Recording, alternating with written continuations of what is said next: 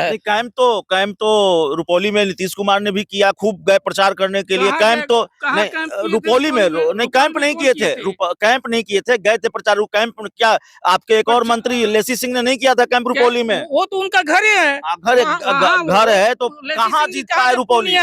कहाँ जीत पाए रुपौली? पूर्णिया के जो जीता वहाँ हमारा जो कैंडिडेट इतना दिन से थी, कैंडिडेट वहाँ से पार्टी से निकाल दिया गया था, नया कैंडिडेट लगाया था, वहाँ का समीकरण दूसरा था। आज हमारा जो स्थिति है यहाँ पर, हमारे मनोरमा देवी जी 2 बार एमएलसी रही हुई हैं। तो आपकी पार्टी तो गुटबाजी से त्रस्त है, आपकी पार्टी तो भीतर घात से त्रस्त है। आपकी पार्टी के उम्मीदवार जो थे उन्होंने ही कहा कि भाई जेडीयू के लोगों ने ही साथ नहीं दिया। कलाधर मंडल का आधिकारिक बयान है, उन्होंने कहा कि नहीं साथ जाने के बाद लोग वही बोलता है, लेकिन हमारे पार्टी यूनाइटेड है। आपकी पार्टी के सुनिए, हमारे पार्टी यूनाइटेड है। तो जो जीता हुआ था वो क्या बोला? जीता हुआ वो क्या बोला? माननीय मुख्यमंत्री जी से क्या बोला ये नहीं जान रहे हैं। और ये नहीं ठीक है, नहीं, वो कैसे ठीक है? आप जो जीत गए, नहीं अपने अनुसार से नहीं, वो तो आपकी परंपरा है। चिराग के विधायक जीत जाए, नहीं चिराग के विधायक जीत जाए उनको अपनी पार्टी में शामिल करा लें। बीएसपी के विधायक जमा खान जीत जाए, उनको अपनी पार्टी में। ये कांग्रेस और राजद के परंपरा रहता है, कोई नहीं आरजेडी की। नमस्कार, आप देख रहे हैं 4 PM और मैं हूं अभिषेक मिश्रा। क्या होगा बेलागंज का और क्या होगा अशोक चौधरी का? नीतीश कुमार के करीबी मंत्री, बेलागंज के प्रभारी और बेलागंज में मोर्चा संभाले रखा अशोक चौधरी की साख भी, और अशोक चौधरी का भविष्य भी दांव पर लगा है। बेलागंज उपचुनाव के नतीजों का इंतजार है। मुश्किल ये है जेडीयू के लिए, जनता दल यूनाइटेड के लिए, ये आरजेडी का अभेद किला है। पिछले 34-35 सालों से आरजेडी का कब्जा इस सीट पर रहा है और इस बार भी बहुत मुश्किल आरजेडी को हुई है, ऐसा लगता नहीं है। हालांकि उपचुनाव के नतीजे बताएंगे कि किसके खाते में बेलागंज सीट जाती है।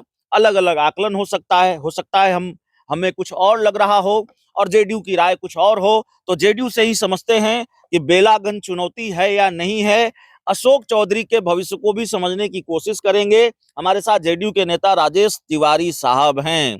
राजेश तिवारी साहब, सवाल सिर्फ एक सीट का नहीं है, सवाल नीतीश कुमार के करीबी मंत्री के राजनीतिक भविष्य का भी है। उस इलाके में, जिस इलाके के बारे में कहा गया कि बड़ी नाराजगी है, भूमिहारों को लेकर बयान दे दिया, उस इलाके में जाकर वो प्रचार करने चले गए। अब अगर सीट हाथ से निकल जाएगी, या हाथ में तो है ही नहीं, सीट पर कब्जा नहीं हो पाएगा, तो अशोक चौधरी की राजनीतिक मुश्किलें भी बढ़ेंगी। देखिए, ये सब इस तरह का सवाल करना ये कहीं से भी उचित नहीं है। क्योंकि माननीय मंत्री जी का प्रभार था और उन्होंने अपने ओर से हर कोई प्रयास किया। तो इसके मतलब ये बताइए, क्या तो तेजस्वी यादव हार जाएंगे? उनका 3 सीट था, तो क्या उस राजनीतिक संन्यास ले लेंगे? राजनीतिक संन्यास लेंगे?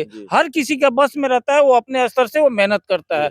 34 साल से वो राजद के कब्जे में है। आज हम लोग उसको किसी तरह से अपने कब्जे में ले रहे हैं और वहाँ की जनता के सहयोग से हम लोग ले रहे हैं। बहुत डिफेंसिव हैं आप। कहीं बात नहीं है, हम लोग चारों सीट जीत रहे हैं। हम बेलागंज ही क्यों, हम लोग इमामगंज जीत रहे हैं, तरारी जीत रहे हैं, आपको रामगढ़ जीत रहे हैं, चारों सीट जीत रहे हैं। बेलागंज हार जाइएगा तो क्या कहिएगा? 23 नंबर को मिलिएगा ना आप? अरे हमेशा हम लोग मिलेंगे, हार कैसे जाएंगे? और हार का ये जनता का डिसीजन है और जनता का डिसीजन हम लोग इस बार अपना समझाने में प्रयासरत रहे हैं और प्रयास में हम लोग सफल हो गए हैं। तो इसमें हार और जीत की भविष्य की कहां से पब्लिक समझ गए। जो एमओआई समीकरण विपरीत से विपरीत परिस्थितियों में नहीं टूटा, आरजेडी से नहीं छिटका, उसको आपने समझा दिया, उस समीकरण को, उस तिलिस्म को आपने तोड़ दिया, लोगों को समझा कर कि नहीं भाई हमारे साथ आ जाइए, लोग आ गए। विकास की बात होता है। आज एमओआई समीकरण क्या ध्वस्त हुआ है, ये आप लालू यादव से और जाकर के तेजस्वी यादव से पूछिए कि उनका क्या स्थिति हुआ।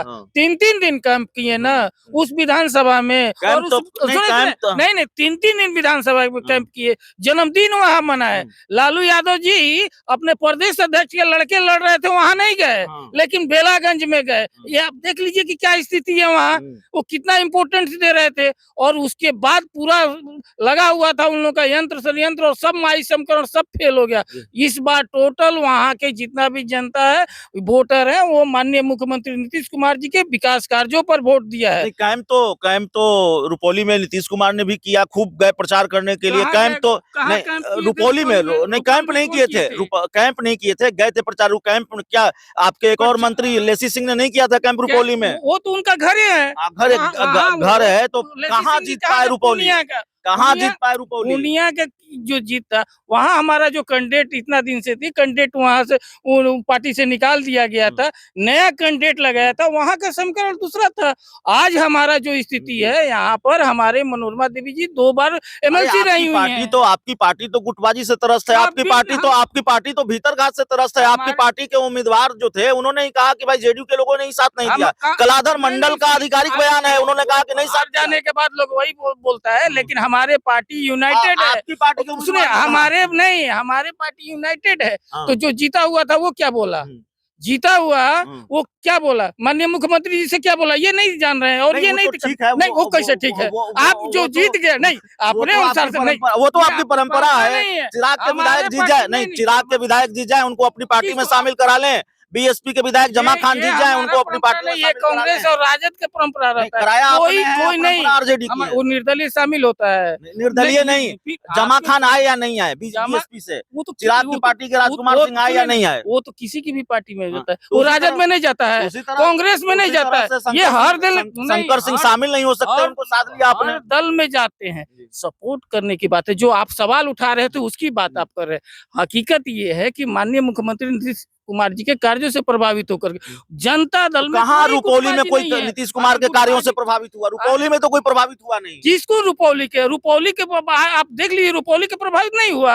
हमारा कैंडिडेट उस समय नहीं था कोई, तो हम दूसरे दल से कैंडिडेट आया उसके बनाए, हमारा तो वहाँ था नहीं, जो चला गया था। उस स्थिति में है। और हम लोग जिस तरह से चुनाव लड़ते हैं, हम लोग जनता के सहारे लड़ते हैं। हम लोग तो वोट से जीत निकालते नहीं है। हम लोग आपस में, आप जो गुटबाजी कर रहे हैं, आप जाकर के कांग्रेस का देख लीजिए कि आज कांग्रेस का कमेटी तक नहीं बन रहा है। आज जाइए राजद में की स्थिति देख लीजिए, जनता दल यूनिट में कुछ बन रहा है तो बार बार कागजे बदलना पड़ रहा है, फैसले बदलना पड़ रहा है। फैसला बदल रहा है? अगर कोई कमेटी बनती है, कोई प्रवक्ता बनता है, तो फिर दूसरी लिस्ट सामने आती है, फैसला बदलना पड़ता है प्रदेश। ये कौन सा बड़ा बात है, फैसला बदलना पड़ता? ये तो लिस्ट को जारी होता है, ये कहाँ नहीं। आप फिर दूसरी लिस्ट बदलना पड़ती है। कभी राजद पर चर्चा किए हैं कि लिस्ट का क्या होता है? लोग फाड़ देता है। जनता जगदा बाबू का प्रदेश अध्यक्ष, वहाँ कार्यालय में विरोध रहता है, ताला बंद होता है, हिटलर शाही कहा जाता है। पूछिए ना कि लालू यादव जी क्यों नहीं गए जगदा बाबू के लड़के के प्रचार में?